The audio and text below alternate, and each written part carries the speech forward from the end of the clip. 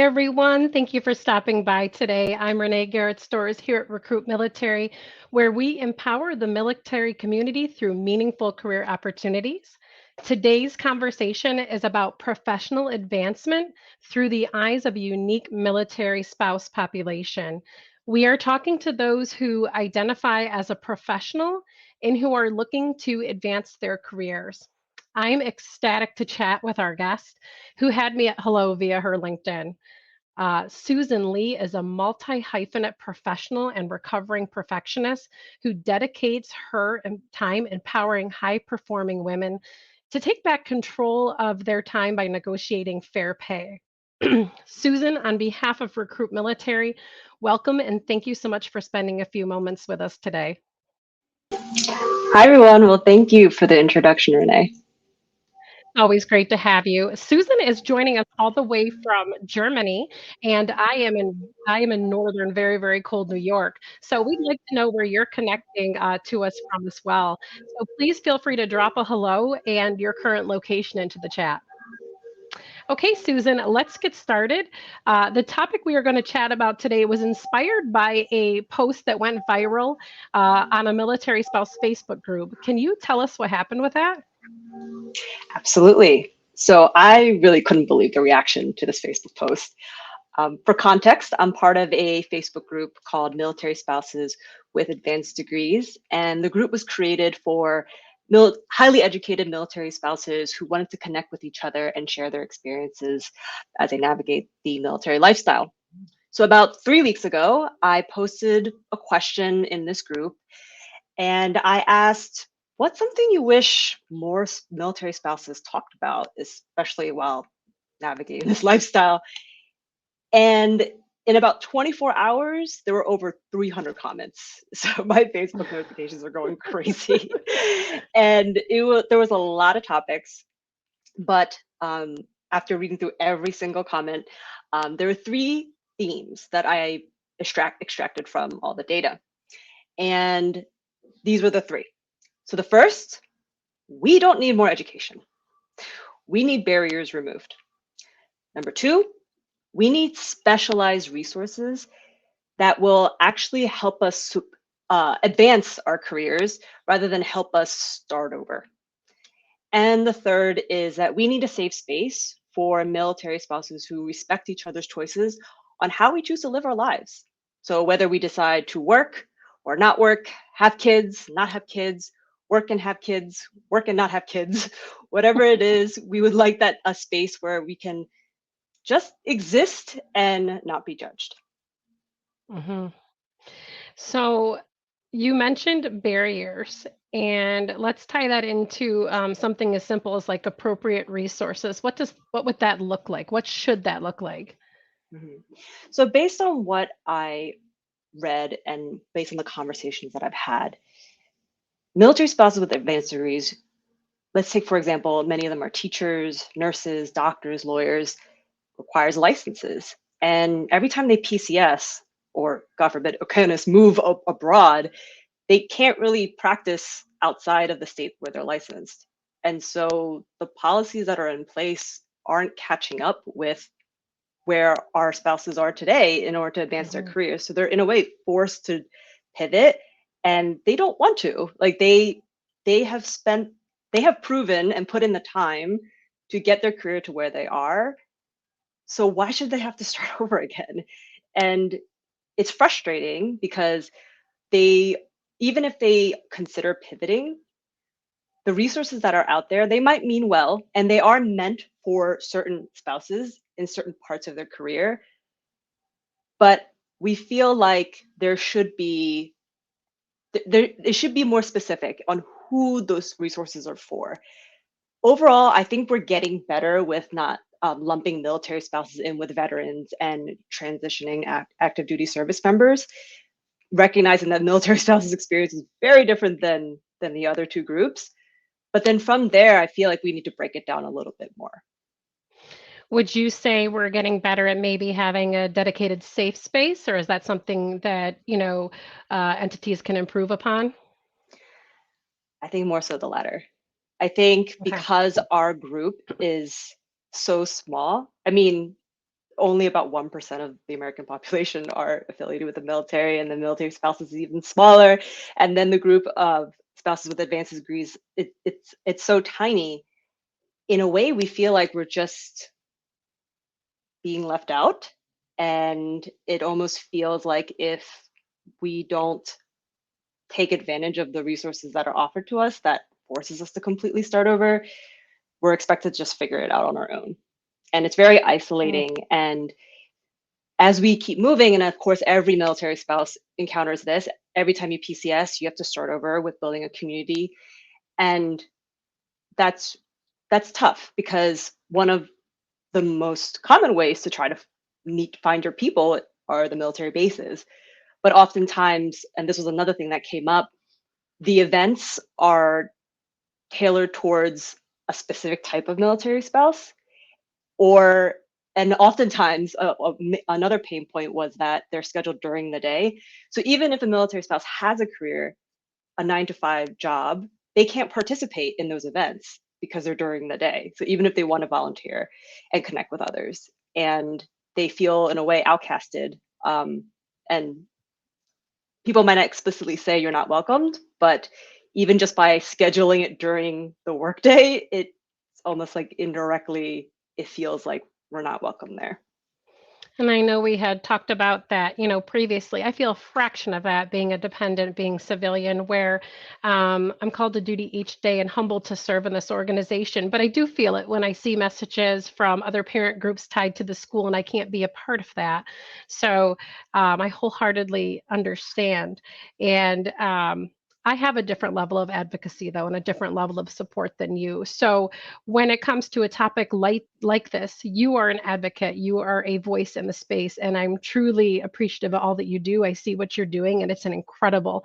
What other advocacy is in place or should be in place for this scenario? Well, let's tie it to what I'm currently working on, which is negotiation. So I am on a Great mission, topic. on a movement to help more high performing women, empower them to negotiate, because it's a topic that isn't taught in schools. And if you're going to pivot your career, especially like I did multiple times, you have to learn how to negotiate if you want to advance your career and advance your pay. And there are ways to do it, but I didn't know how. So I ended up starting over at that entry level. And then I realized, like, I'm not doing that. I'm not settling for that. So then I found the resources. I paid for courses. I hired a coach to figure out, like, what can I do, right? How can I learn to do this? And then once I learned, I wouldn't shut up about it. And I would tell all of my friends, and especially military spouses, that, like, you have to negotiate, and this is how. And what I found over and over in these conversations were, like, at first they thought it was because they didn't know, the how to and the strategies. But then we realized it was more so two things, which is the fear of perception. Like, who am I to, like, negotiate when I've been out of work for like a year or a few years, or I come into a new industry and I don't have as much experience in this new industry, so I can't justify negotiating. It's a lot of things that we kind of made up in our heads, because when I would challenge myself and others, like, where are you actually hearing that? They realize it's just a narrative that they are playing in their own heads in a way. But let's also be real, there are companies that do unfortunately practice toxic gender stereotypes and expect women to be passive and grateful and settle. And I say, run away as fast as you can if you encounter anyone like that. But at the same time, because in a way, I hate using this word, but, like, we're so, like, desperate to, like, find a job, it almost feels like we just don't have a choice. And I just want to help military spouses, like, get out of that situation. Like, really, truly, if you want to figure out another way, there is a way. And so, going back to your question, like, what can we start doing now? How can companies be an advocate? And this applies to, like, for everyone, not just for military spouses, but salary transparency. Let's just start there, because it's not going to eliminate negotiations completely, because these days people have a very diverse skill set. So the old school, like, this is the number of years of experience you have, this is the degree you have, so this is your salary. Like that, it doesn't really work anymore. Like, especially like Glassdoor and salary.com, like those are the metrics they use. Mhm. So negotiation is still on the table, but salary transparency, like Renee, like there are a lot of companies that want to hire military spouses and say that they have great opportunities, but then they don't share what the salary is. And then spouses spend their time applying and then interviewing and finding out the salary is like 15 an hour, 20 an hour, half of what they were making. It just, and it's insulting. It's insulting and it's frustrating. And we could have saved a lot of time, including the company's time, just being transparent from the get-go. Mm-hmm. Mm-hmm. Yeah, and for some people, the reason what motivates us, what draws us to a specific position, may not have an assigned monetary value. It may just be the mission associated, and you have to choose what's best for you. And I feel like you, Susan, I feel like you place an emphasis on worth. I've seen the word worth tossed in a few of your posts, and I'm very drawn and compelled by it. So talk to me about like a person's worth, what that means to you. Mm. So actually, I just taught this in a negotiation masterclass last night. So we were talking about that, the thought of like, I want to get paid what I'm worth, or like I want to get paid what I deserve. Mhm. And it sounds reasonable, Mhm. but what we found was that by saying that, we're focusing on I and like what I'm worth, and we focus on just like what we've done in our past, and if it in our past experiences, and if it doesn't fit perfectly into that new role or wherever you're trying to go, we start to dilute our worth, and we think it's much less. We don't think we can offer as much if it doesn't fit that job description perfectly. And so the turning point for me is when I was taught to think of it as, rather than I should get paid what I'm worth, I should get paid what the results are worth. So a very simple, basic example is if someone were to hire me to watch their dog. Okay, I have 2 dogs. Sometimes I watch my friends' dogs when they go travel around Europe. And so I charge like 25 euro a day, or a night, right? I'm watching their dog. It's like I would do it for free probably, but 25 euros a Yeah. day. Does that mean I, as a person, am worth 25 euros a day? No, it's about the work, right? But if someone were to hire me for project management, I'm going to be charging much more than that, right, per hour. And because it's about what the results are worth. So getting Hmm. really clear about what are those invaluable, transferable skills that you've built up over your career, and how can you show that they can provide value, and understand what the company is prioritizing, what is their problem that they're trying to solve.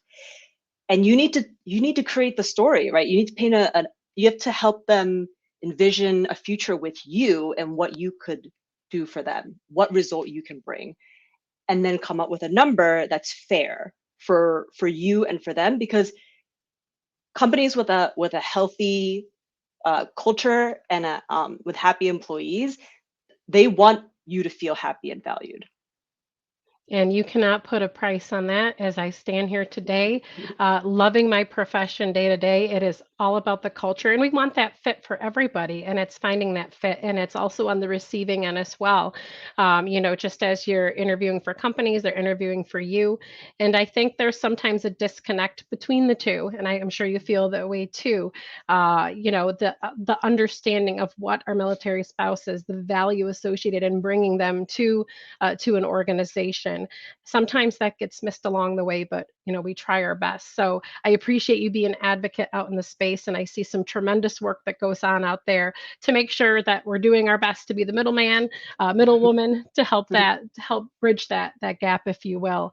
I want to take a few moments quickly to go over into some of our comments. There have been people who've been joining throughout the broadcast, and I'm going to see here what we have.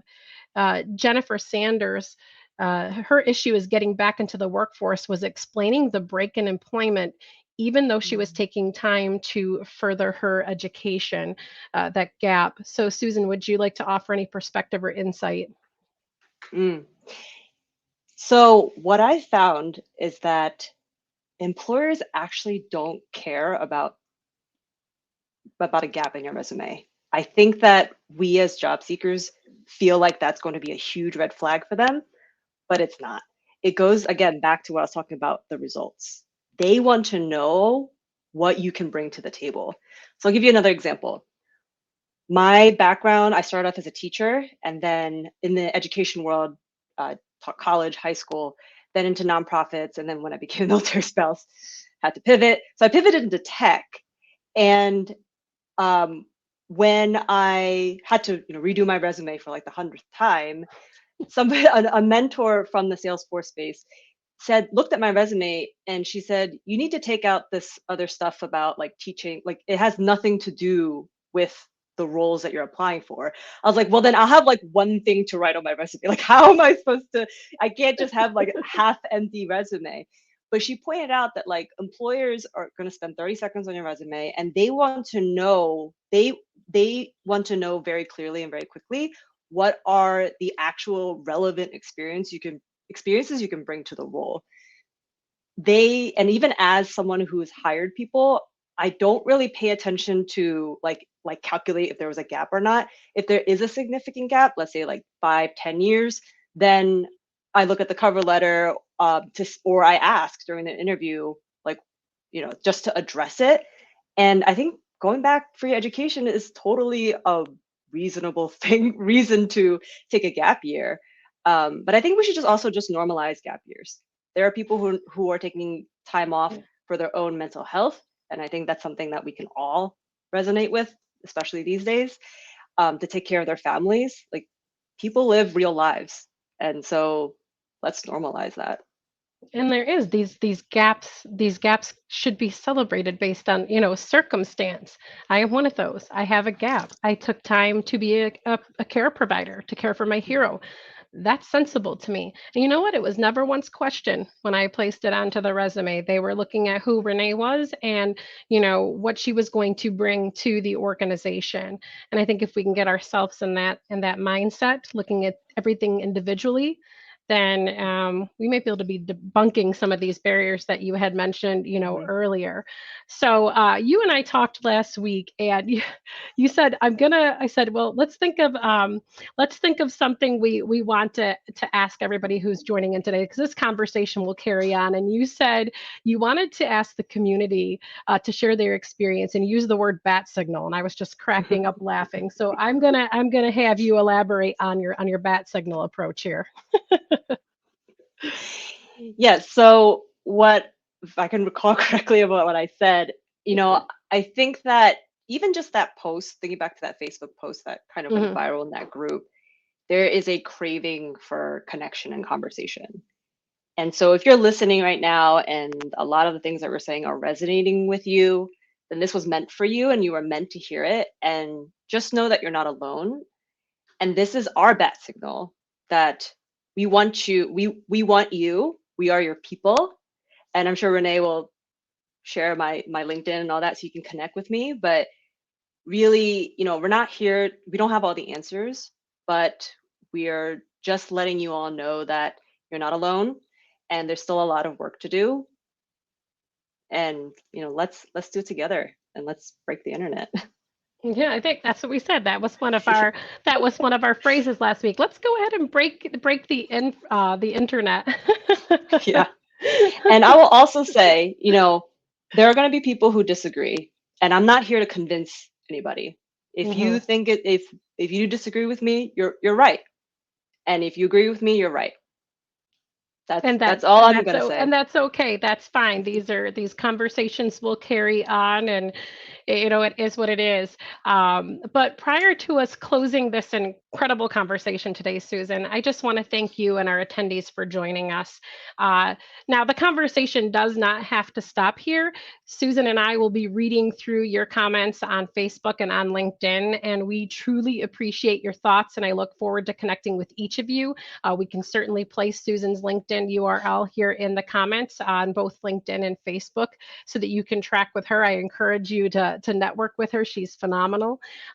Please continue to follow us on social and be on the lookout for our military spouse exclusive career fair hosted by Recruit Military and the Soldier for Life program. We are so excited about this. My colleague Veronica is going to drop those event details into the comments. You certainly do not want to miss this event.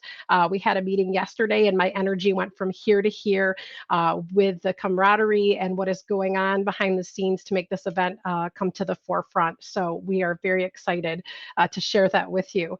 And on behalf of Recruit Military, we invite you to announce your presence in the workforce. We offer the resources, guidance, and immediate connections to advance your professional life. So we are here to advance your professional life. And you can get started at recruitmilitary.com. So we're here, we're a force multiplier in the space. We hear you, we want to work alongside you, and we appreciate you. So again, Susan, thank you so much for your time today. I greatly appreciate it, and I look forward to having a conversation with you in the future. And to everyone else, thank you again so much for stopping by, and be well and enjoy. Take care. Bye-bye. Stay safe, everyone. Bye. Bye-bye.